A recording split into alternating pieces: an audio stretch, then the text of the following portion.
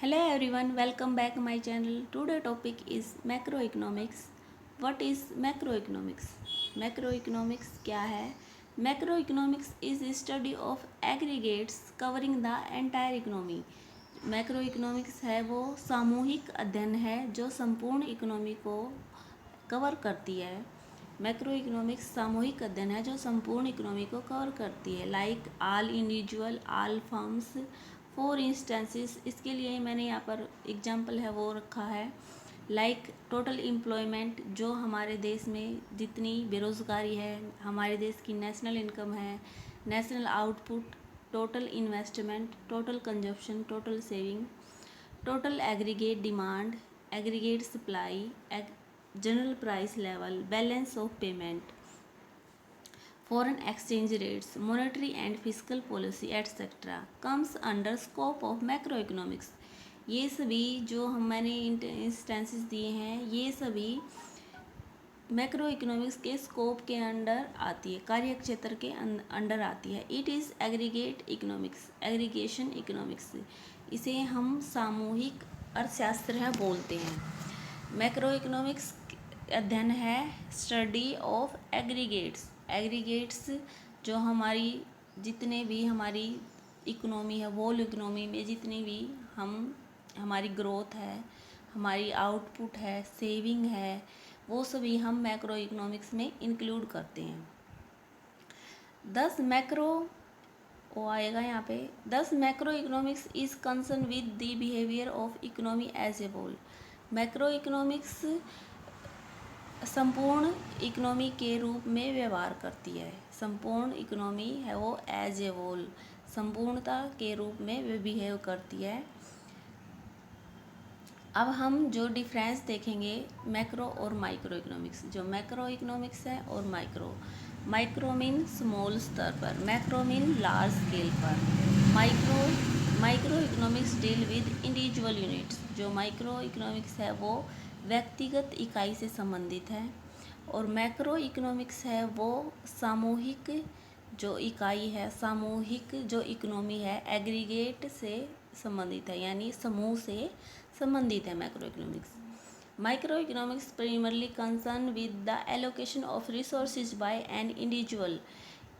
Micro economics है वो जो इंडिविजुअल होता है उसके लिए रिसोर्सेज का एलोकेशन करती है, और मैक्रो इकोनॉमिक्स है on the other hand is the study of relation between economics aggregates.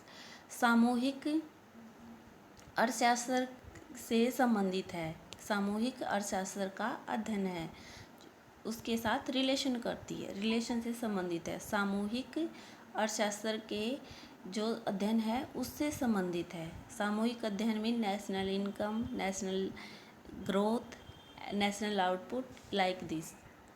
Next है थर्ड हमारा जो डिफरेंस आता है, central problem of micro economics price discrimination. जो मूल्य विभेदीकरण है वो सेंट्रल प्रॉब्लम है, केंद्रीय समस्या है माइक्रो इकोनॉमिक्स की, और जो मैक्रो इकोनॉमिक्स है उसकी जो केंद्रीय समस्या क्या है, central problem in macro economics is income and employment, कि हमारी जो इनकम है और हमारा जो रोज़गार है उसका हम निर्धारण कैसे कर सकते हैं, उससे डेटर्मिनेशन से संबंधित है। डेटर्मिनेशन मीन निर्धारण करना, कि हम डेटर्मिनेशन मीन जनरेट करना, कि एम्प्लॉयमेंट और इनकम को हम कैसे जनरेट कर सकते हैं, ये मैक्रो इकोनॉमिक्स की सेंट्रल प्रॉब्लम है। उसके बाद है fourth, main tools of micro economics are demand and supply. जो माइक्रो इकोनॉमिक्स के जो मेन टूल है वो डिमांड एंड सप्लाई है। Demand mean individual demand, individual supply, यानी individual supply mean individual labour. Micro economics individual की बात करता है, और मैक्रो इकोनॉमिक्स के जो मेन टूल्स हैं वो एग्रीगेट्स डिमांड, यानी सभी लोगों की मांग और सभी जो बहुत सारे लेबर्स हैं उनकी सप्लाई, या यानी हमारा जो टोटल आउटपुट है उसकी सप्लाई। ये सभी हम मैक्रो और माइक्रो में रीड करते हैं। नेक्स्ट है हमारा scope and importance of macro economics. जो मैक्रो इकोनॉमिक्स है जो समग्रता का अध्ययन करती है उसकी क्या इम्पोर्टेंस है और क्या उसका कार्य क्षेत्र है।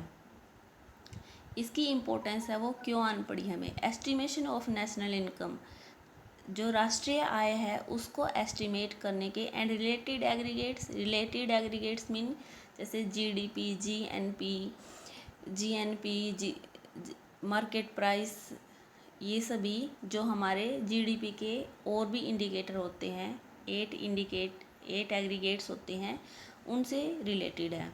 थ्योरी ऑफ एम्प्लॉयमेंट, जो रोज़गार का सिद्धांत है उसकी जो थ्योरी है उसको समझने के लिए कि कितने लोगों को रोज़गार मिला है, कौन बेरोज़गार हैं। थ्योरी ऑफ मनी, ये हमारी जो मनी है उसके बारे में बात करता है। Theory of general price level, inflation and deflation gap, की जो इकोनॉमी है उसमें कब है वो तेज़ी आती है और कब मंदी आती है।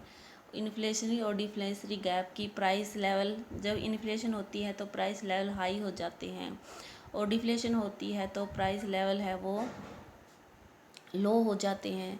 तो इसको कैसे आरबीआई है वो मैनेज करता है, ये सभी हम मैक्रो इकोनॉमिक्स में रीड करते हैं। और जो गवर्नमेंट बजट बनाती है उसका क्या है अस्तित्व है, क्या उसमें वो इंक्लूड करती है। Exchange rate and balance of payment, जो हमारा रुपीज़ है वो कैसे एक्सचेंज होता है डॉलर में, और बैलेंस ऑफ पेमेंट की हम कितना आयात कर रहे हैं कितना निर्यात कर रहे हैं, वो हमारा इक्वल है कि जितने हम निर्यात कर रहे हैं उतने हम आयात भी कर रहे हैं। ये सभी हम इसमें, इस सभी की इम्पोर्टेंस, ये सभी कार्य क्षेत्र हैं मैक्रो इकोनॉमिक्स के, जिसकी इम्पोर्टेंस के लिए हम मैक्रो इकोनॉमिक्स की स्टडी करते हैं। ये हमारी आज की वीडियो थी MEC 101 के लिए। यदि वीडियो को आपको अच्छी लगे तो please like share subscribe my channel. Thank you watching this video. Bye bye.